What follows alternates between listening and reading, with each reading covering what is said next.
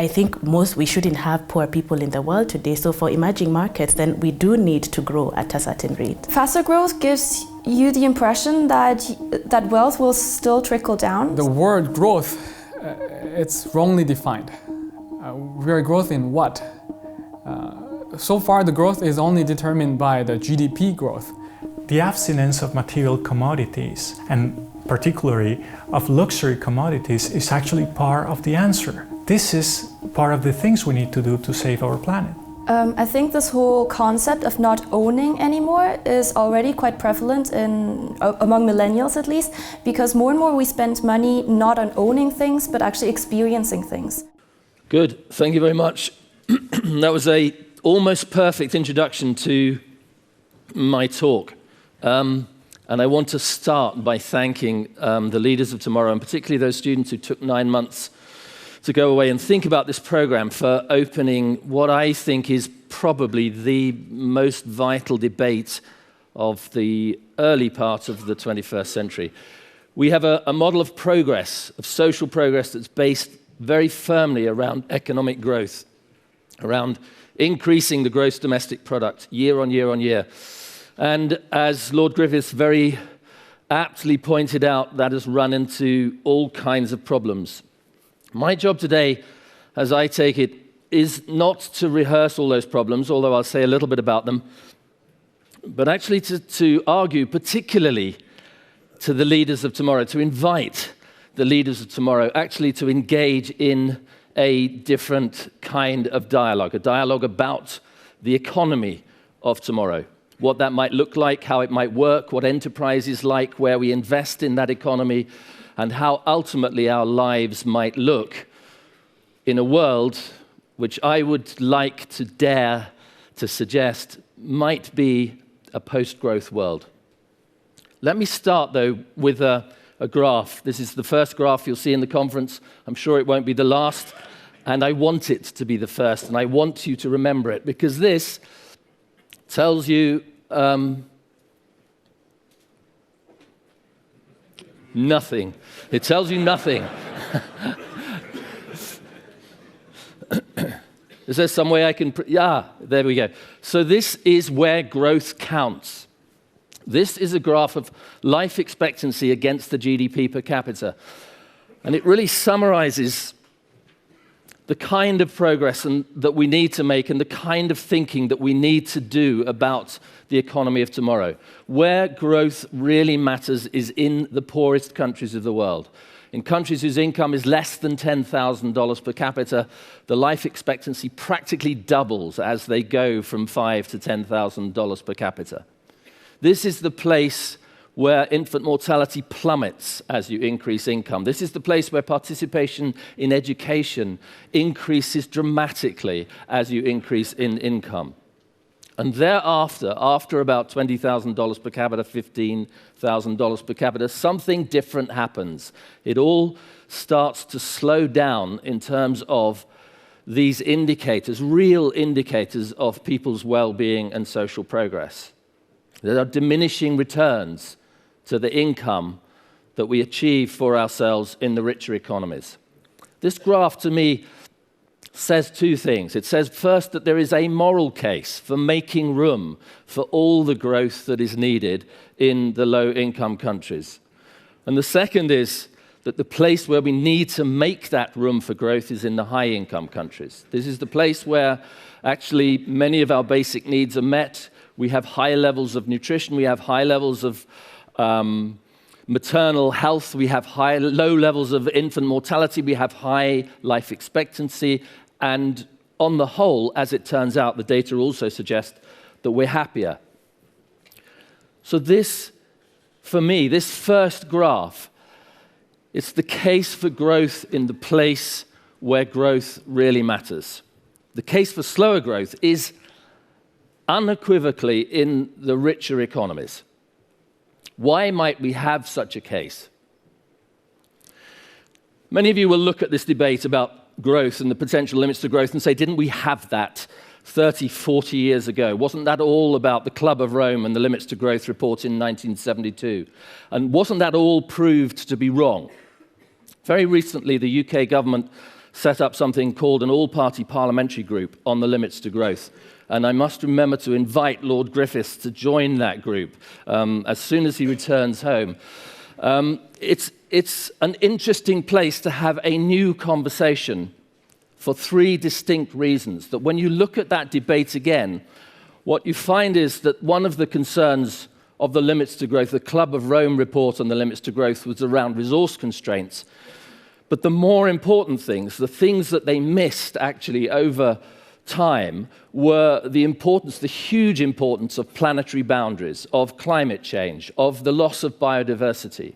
And in particular, most recently, as Lord Griffiths suggested, they missed, in fact, that growth may have its very own internal limits. There may be aspects of our economic system that slow growth down over time. Now, to my mind, any one of those things should give us cause to sit back and ask, is there another way to think about our economy? Okay, maybe growth will go on. Maybe we will be technologically very, very clever. Maybe we will reduce our carbon intensity in the economy dramatically over a very short space of time. Maybe we'll overcome all of these resource constraints. Maybe technology will save us. But what if it doesn't? What if actually we are heading towards a low growth economy? Here is just one of those challenges. The extraordinary outcome of the Paris conference was an agreement to pursue efforts to reduce carbon dioxide to the point where global warming would be less than 1.5 degrees above the pre-industrial average. Anyone who's done the arithmetic on that will be able to tell you that that is a phenomenal, heroic reduction in greenhouse gas emissions. In fact, this little chart, which is worth looking at when you have time, put together by Carbon Brief last year, shows the extent of that task. It shows us essentially that we have less than a decade to decarbonize our entire economies if we are to have a realistic chance of meeting that 1.5 degree target. Before we run out of resources, said Bill McKibben, we're running out of planet. And the task ahead of us is to decarbonize that system without entirely destabilizing our economies. The economy itself is a remarkable thing. It's a source of innovation, it's a source of invention, it's a source of social progress. But it also has its own course over time. This graph shows the picture of labor productivity growth in my country, in the United Kingdom, over the last century. And what you see here in the cradle of the Industrial Revolution is a story of enormous technological progress, enormous productivity growth, leading up to about 1966. You'll be interested to know, particularly England fans will be interested to know that 1966 is the peak of that graph, as many people still believe that things have been downhill since the summer of 1966, where incidentally England won the World Cup. I know, it doesn't happen that much. It happened once in 1966. And the downhill since 1966 is an extraordinary one, because this graph tells us what happened to labor productivity in the United Kingdom since that peak. And in spite of all the digital revolution, in spite of Amstrad, in spite of Apple, in spite of Google, in spite of the Google generation, in spite of everything that we have done to keep growth growing, actually labor productivity growth has been declining since about the mid-1960s. And the most interesting thing about this graph is that this was going on long before the financial crisis. In fact, a rather steep decline set in from about the beginning of this millennium. At this point in time, labor productivity growth in the United Kingdom is actually negative, trend labor productivity growth. It isn't quite so bad in all the advanced economies, but I do have data, and if you come to my session this afternoon, I might have a chance to show it. All of the advanced economies suffer from this same trait, that labor productivity growth is declining. It's declined dramatically. This is a place where growth as we have known it is, from its own point of view, no longer possible. And of course, we may be able to turn that round, but what if we can't? What should we do if we can't turn the growth juggernaut round and create these massive technological advances that will allow us to live on a finite planet and allow every person, everywhere, the possibility of good education, good health, good nutrition, and good housing? Growth may be limited, but what is the opposite? Degrowth, décroissance, in the much more palatable French. It sounds like something we would all like for breakfast. But degrowth actually is a scary place to be. It scares conventional economists, it scares businesses, it scares business leaders, it scares perhaps even the leaders of tomorrow, although I suspect less than the leaders of yesterday, and I very much hope that that's the case. My suggestion to you is that we begin to think systematically about that economy, about a post-growth economy. Let's, for the moment, forget the GDP itself, forget growth itself, and ask, what do we want from our economy? And my suggestion actually is that that can be in the beginning, a relatively simple task. We can ask, for example, what do we want from enterprise? Do we want enterprise to produce more and more stuff? Or do we want to think of it as a service-based activity? People in the service of one another, offering health and education and social care, and renovation and refurbishment and creativity and craft and culture. Here is the foundation for the enterprise of tomorrow. And it's a place, too, where instead of factories in poor conditions devastating the lives of even poorer people in the poorest parts of the world, we can think about providing everyone with decent work, the quality of work in these kinds of services, where people give of themselves in the service of others, is actually often higher, it's more satisfying, it delivers more quality of life to the people around us than those consumerist-based, production-based, mass manufacturing-based jobs in automated systems without human contact. Here is a place to bring back work into its rightful place, at the heart of society, at the heart of what it means to be prosperous.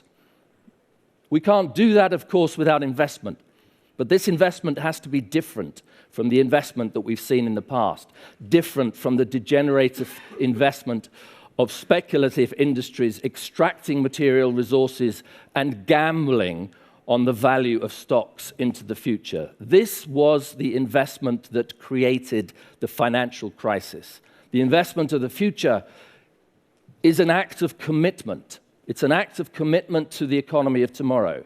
It's about saying the service of tomorrow flows from the assets that we have in our economy. Those assets are what we should invest in, the assets that will give us clean energy, the assets that will give us health, the assets that will protect the ecosystems on which we depend for our prosperity in the long run. That is the form of investment that we need. It's a relatively simple conclusion from an obvious analysis, but it is vitally important to the economy of tomorrow. It's clear, too, that we can't make that work in the existing monetary system. Lord Griffiths already referred to the impact of the financial crisis and the dead ends into which monetary policy is now falling. We need a money system which is fit for purpose. That means sustainable investment. It means ethical investment. It means investing in renewable energy. It means investing in ecological assets. It means lending, which is not speculative and is peer-to-peer and creates real regenerative potential in the economy. Ultimately, it might also mean a monetary supply system which is not entirely created by banks. And here in Switzerland, this is something you know a little bit about, not least because we created a local banking system during the Second World War that still sits, and I passed a branch of it on my way here, the Veer Bank, in the heart of your high streets. But you also have a proposal to Parliament to vote on this, on a Vollgeld initiative, on the power of government to reclaim money creation, to create the ability to have an economy in which social investment is possible, in which regenerative investment is possible. These are ultimately perfectly reasonable things to ask of the economy of tomorrow. They are things that speak to our quality of life. They're things that speak to the economy that we've known in the past. They're things that speak to the needs of the poorest in society. Making them work is our task. Making that economy work is the task of the leaders of tomorrow. And it is a complicated task. Sometimes we must delve into the things that probably should not even be talked about before breakfast, macroeconomics. I want to simply indicate here that there is much that we can do in this domain already, and it's something that I've been doing particularly with my colleague Peter Victor in Canada, to show that a post-growth economy is possible, to show that a steady state economy reacts after a consumption shock, a dip in consumption, and comes back to stability, in contradiction to what many economists will tell you. It's possible to shock that system out of its stable equilibrium, quasi-stable equilibrium, by using what Adam Smith and indeed John Maynard Keynes called animal spirits.